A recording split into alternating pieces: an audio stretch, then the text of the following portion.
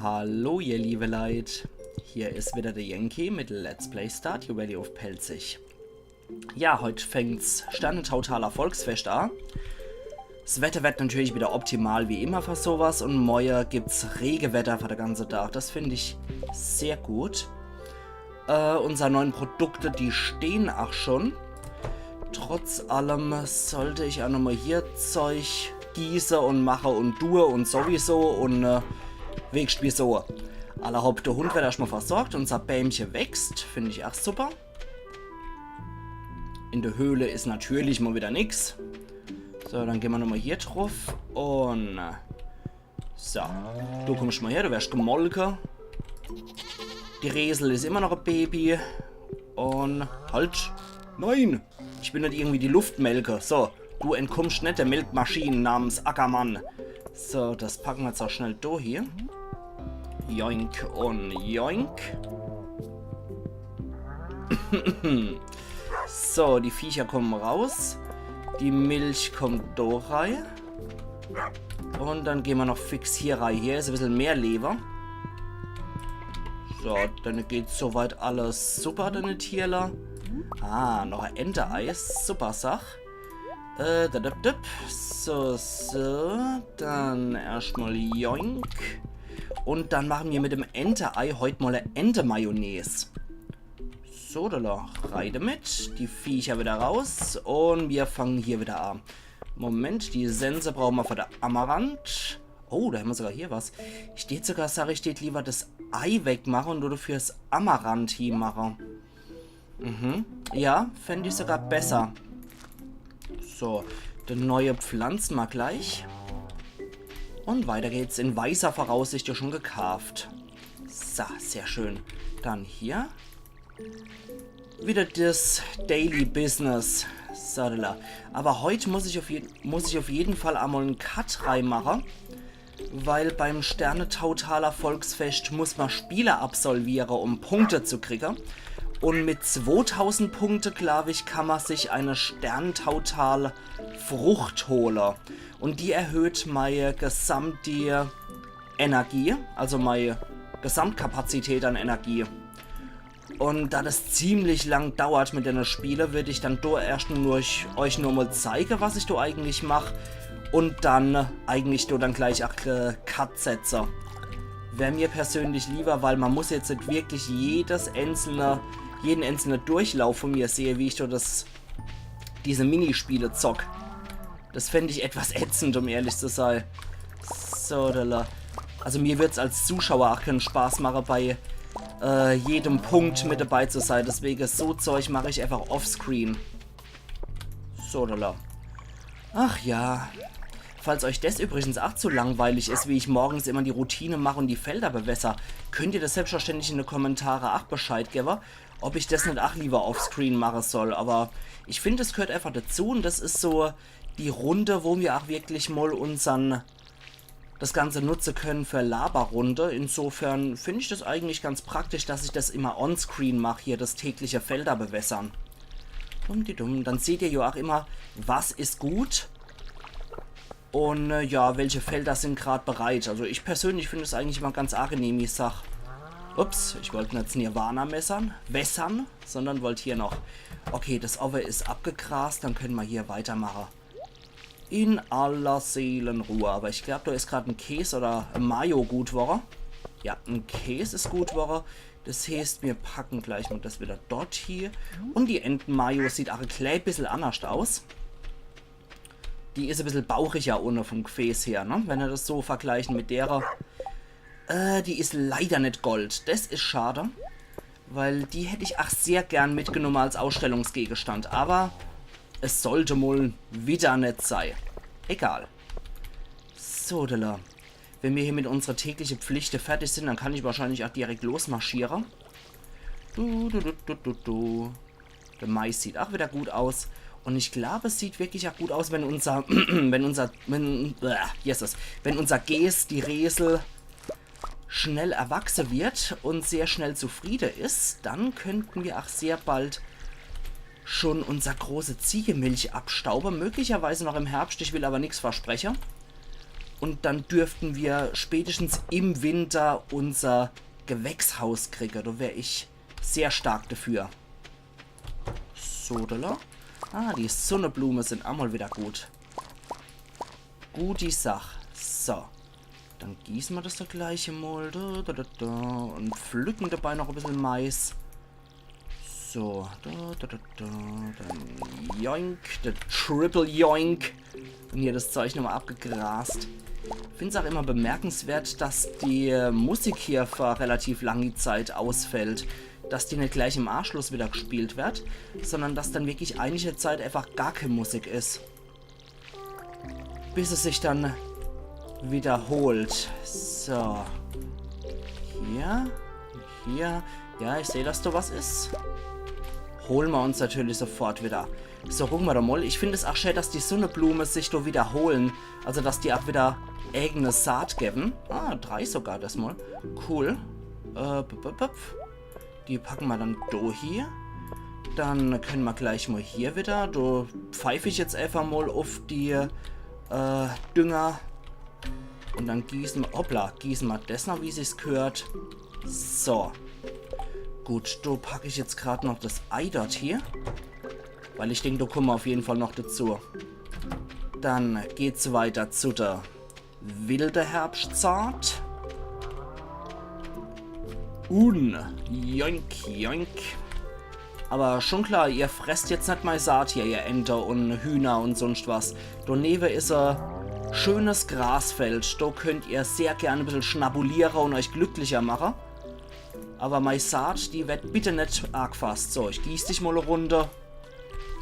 So, wenn so ein schöner Altweiberherbst ist, wie man ja so schön sagt, wo es auch wirklich goldener Herbst ist, wo es schön sonnig ist noch, dann kann man so eine kleine Abkühlung mit der Gießkanne bestimmt gut vertragen.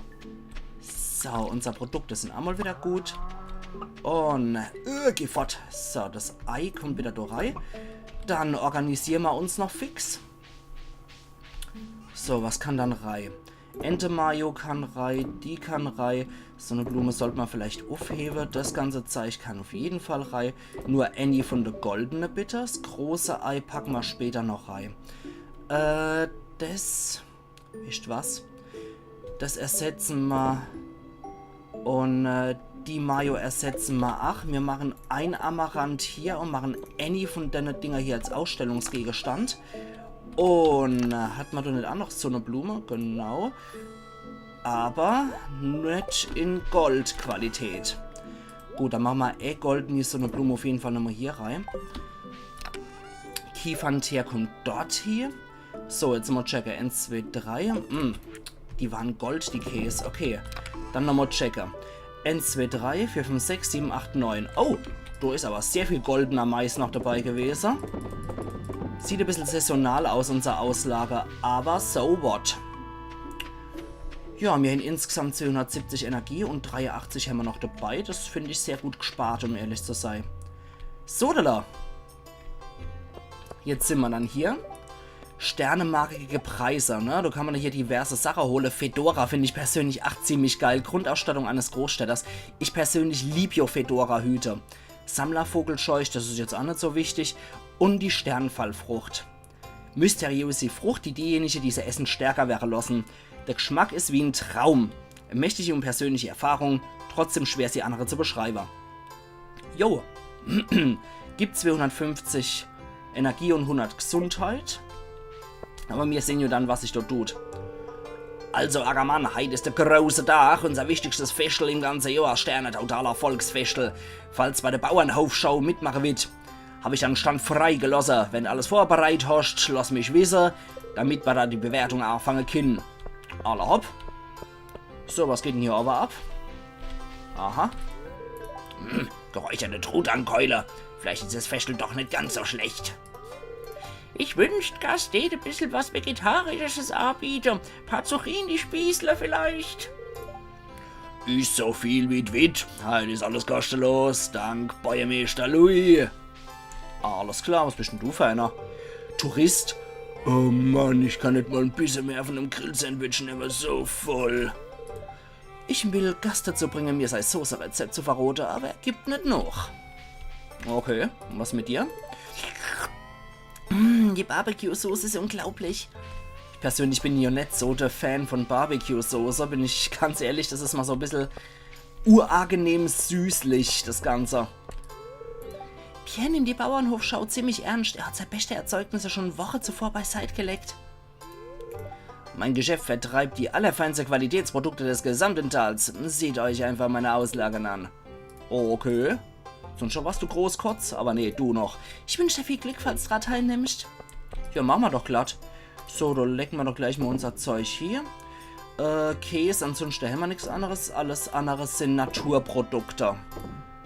So. Iridium-Qualität wäre natürlich noch besser, aber man kann im ersten Jahr nicht gleich annehmen, dass man hier Iridium-Qualität hat. Ich habe mein bestes gegeben, aber meine Auslage ist das Jahr im Vergleich zu Pierre ziemlich schwach. Das ist aber wohl ein gigantischer Käse. Was mit dir, Willi? Arbeitest du an deiner Auslage bei der Bauernhofschau, Ackermann? Das ist die Gelegenheit, all die guten Erzeugnisse vom Pelzer Hofart zu preisen. Ah jo. Wow, das ist das größte Käseleib, den ich je gesehen habe. Sehr beeindruckend. Okay. Hier geht sonst schon irgendwas ab. Nö, hier sind sie abgesperrt. Aber hier sind anscheinend noch ein paar Tiere. Streichelt so oder so. Autsch, er hat mir in die kleinen Finger gepickt. Ja, da muss man vorsichtig sein. Die können ganz schön wiech sein, die Viecher. Der ist ein bisschen evolutionsleitermäßig runtergestiegen. Nur ein paar Schritte weiter grillt Gas ein paar Portionen Schweinerippchen. Ich muss wohl etwas in mich gehen. Ja, da haben wir sie auch, die Ferkel und das erwachsene Schwein, dann auch noch das kleine Kälbchen und die erwachsene Kuh. Ja, die werden wir auch noch kriegen. So, was mit dir, Shane? All die Tiere sind so freundlich und lieben es gestreichelt zu werden. Ah, da kommt wohl auch das Kind in dir noch raus mit dem Streichelzoo. Die Tiere beurteilen Leid nicht nach ihrem Aussehen. Von Menschen kann man das nicht gerade behaupten. Das stimmt allerdings. Da gebe ich ihm 250% recht. Deswegen sind Tiere auch oft die besseren Menschen. So, was haben wir hier? Da kann man zwar runtergehen, aber das bringt uns nichts. Ich glaube, da verlassen wir dann das ganze Event. Ah ja, in meiner Kristallkugel wirbeln Visionen von deiner Zukunft. Ja, dann sag mal doch mal, was war. Ah ja, Demetrius hat Geburtstag. Er hat gedacht, alle hätten ihn vergessen, aber dann tauchst du mit dem netten Geschenk auf. Wie aufmerksam von dir. Oh, es ist dunkel und ich sehe dich in der Oh, ich wollte gerade sagen, ich sehe dich in Anna. Ich sehe dich und eine gewisse junge Frau. Sie scheint sehr hoffnungsvoll und froh, dort rum mit dir Zeit zu verbringen. Wie laut der Name von der jungen Frau? Ich glaube, er beginnt mit dem A. Das geht wahrscheinlich nur noch, mit wem ich den meisten Herzen gesammelt habe. Die Kristallkugel hat sich geändert. Ah, du kämpfst. Irgendetwas Entsetzliches stürmt aus der Dunkelheit auf dich zu, aber du scheinst mehr als bereit zu sein, dich ihm zu stellen. Ah, die Kristallkugel ist erloschen. Das ist alles, was ich für dich tun kann. Jetzt denk dran, dass die Zukunft nicht in Schnee gemäßelt ist. Was auch immer ich dir halt erzählt habe, kann sich stets ändern, wenn du dich anstrengst. Wiedersehen. Alle hopp. Velwick und ich kennen uns schon seit Ewigkeiten. Sie ist eine bemerkenswerte Wahrsagerin und eine gute Freundin. Ja, wer hätte es gedacht? Wer hätte es gedacht, dass hier der örtliche Zauberer mit der Wahrsagerin irgendwie vergesellschaftet ist? Okay. Hier ist nichts mehr. Aber hier auf dem Dorfplatz geht auch noch bestimmt die Luzi ab. Oh, creepy Clown. Okay, retten wir doch mal mit den Leuten hier noch. Das ist der Angelwettbewerb. Es war eine lange Busfahrt hierher, aber das war's wert. Und zwar sowas von, das Tal ist wunderschön. Simon liebt's, denn wo ist Simon? Ja, der guckt auch ziemlich butzenickelig hier 3, der Kerl. Was mit dir? Das ist ja ganz nett, die Stadt, angenehm und kuschelig mit dem echten Gemeinschaftsgefühl. Alle hopp. Sternemarke für 50 Gold. Nee, lass mal. Für Annie ist es etwas peinlich, so viel Kohle rauszuschmeißen. Ich habe das Glücksrad jetzt schon 10-mal hintereinander gewonnen und der Mann will mich nicht mehr spielen lassen. Verständlich. Ich habe das Stärkespiel so oft gespielt und meine Arme fühlen sich jetzt an wie Gummi. Warst du schon bei der Wahrsagerin? Sie hat ihren Stand am Friedhof. Okay, noch was? Ich habe sie schon besucht, sie hat mir etwas Interessantes verraten. Okay, was mit dir, Abby? Ich habe die ganze Spiele schon gewonnen, was jetzt?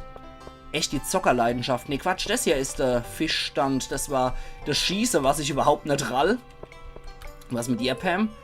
Dummel dich besser, mein Kind, bevor ich mir hier jeden einzelnen Fisch aus dem Zelt schnapp. Ja, das mache ich auf jeden Fall noch. Was mit dir? Robin arbeitet wirklich hart an der als Schreinerin. Sie hat Anerkennung redlich verdient.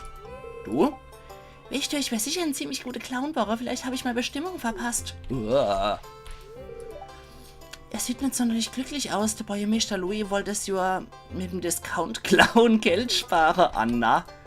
Der hat da nichts zu sagen. Ich finde Clown sowieso etwas suspekt und creepy. Ich bewundere Robins Fähigkeiten im Schreinern. Ich benutze eine Menge ähnlicher Techniken bei meiner Arbeit. Ja, das ist so Skulpturkünstlerin. Holzverarbeitung ist eine alte Tradition. Ich bin stolz darauf, ein Deltafood zu sein. Okay, und du? Clints Klinge werden jedes Jahr schärfer. Sei Preise, ach. Was sagst du dazu, Clint? Ich beschwere mich hier und wieder über meinen Job, aber ich bin stolz auf meine Arbeit. Das sind ein paar von meinen besten Stücke. Ich hoffe, sie gefallen da. Ja, als Schmied kann der schon was hier, der Kerl. Was mit dir? Es ist heute ein bisschen hektisch. Ich bleibe einfach ein bisschen hier. Ey, Ackermann, hast Spaß? Das Zelt mit den Schleudern ist ziemlich gut. Wenn du den Bogen raus hast, kannst du eine Menge Sternemarke verdienen. Alle hopp, ich will's euch mal nicht verwehren, euch das Ganze mal zu zeigen. Aber ich bin hundsmiserabel. Ich habe das mit der Schleuder einfach nicht drauf. So. Ich habe das einfach nicht drauf mit dem Schießer. Aber voll die Knödelmusik hier, oder? Voll die Dulli-Mucke. Nee, ich bin doch nicht gut. Da muss man sich auch ständig drehen bei dem Scherpel. Man muss die Maustaste gedrückt halten. Und dann noch rotieren. Das finde ich etwas arg umständlich, um ehrlich zu sein. Schieß doch! Oh, jetzt bin ich doch wieder zu lahmarschig. Also mit dem Zieler, das ist echt nicht mein Ding. Aber überhaupt nicht. Alter, Ackermann. Nee, Genauigkeit von 55% ist jetzt auch nicht gerade so toll. Und das zerrt mich auch beim Ziele immer an der untersten Bildschirmrand. Also, irgendwie wäre ich nicht so wirklich warm damit. 17 Punkte ist ja wahrscheinlich hundsmiserables Ergebnis, ne? Ja, 7 von 50 Schüsse, kein Genauigkeitsbonus, keine Belohnung, aber 34 Punkte habe ich wenigstens gekriegt, oder was? Nö. Also da bin ich hundsmiserabel drin.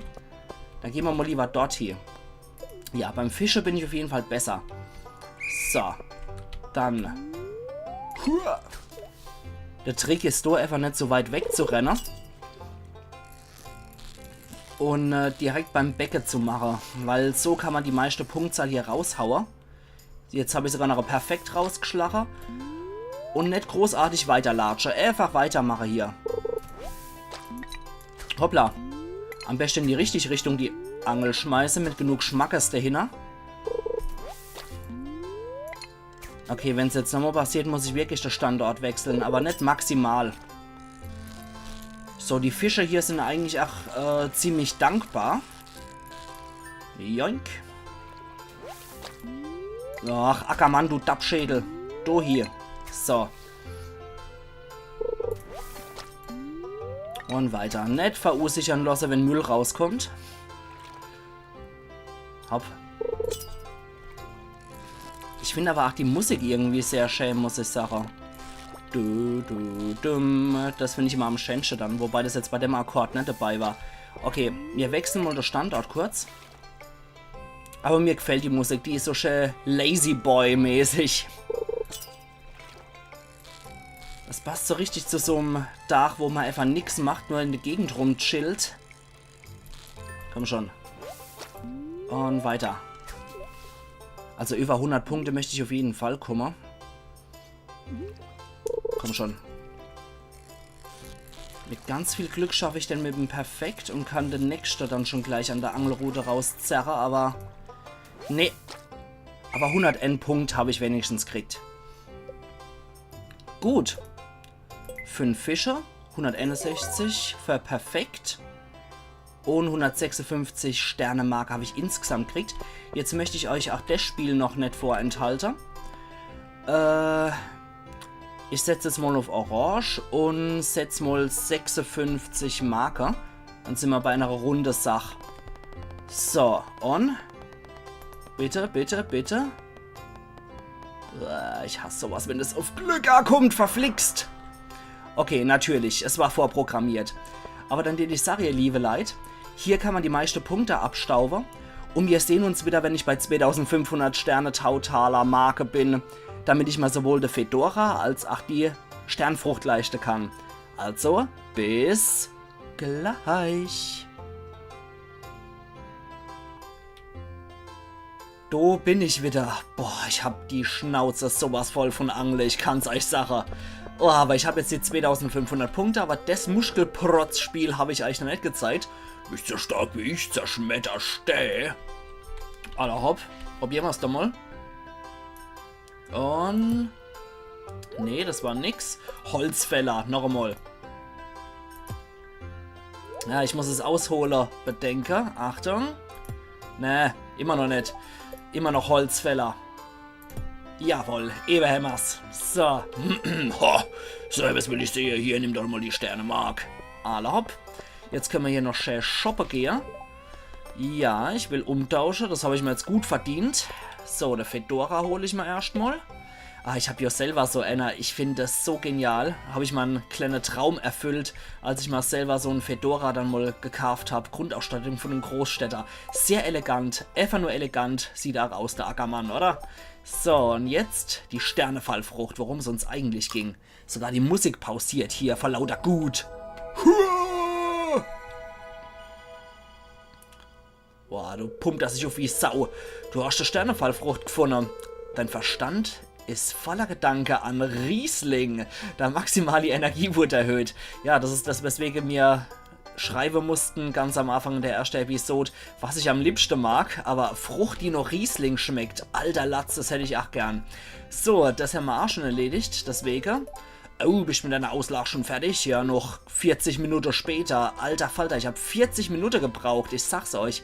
40 Minuten lang nur den Schampel geangelt und hin und wieder mal beim Glücksrad gewesen und zweimal gewonnen. Das hat man dann ein bisschen verkürzt. Aber 40 Minuten habe ich dort rangehockt. So, wehe, du bewertest nicht gut.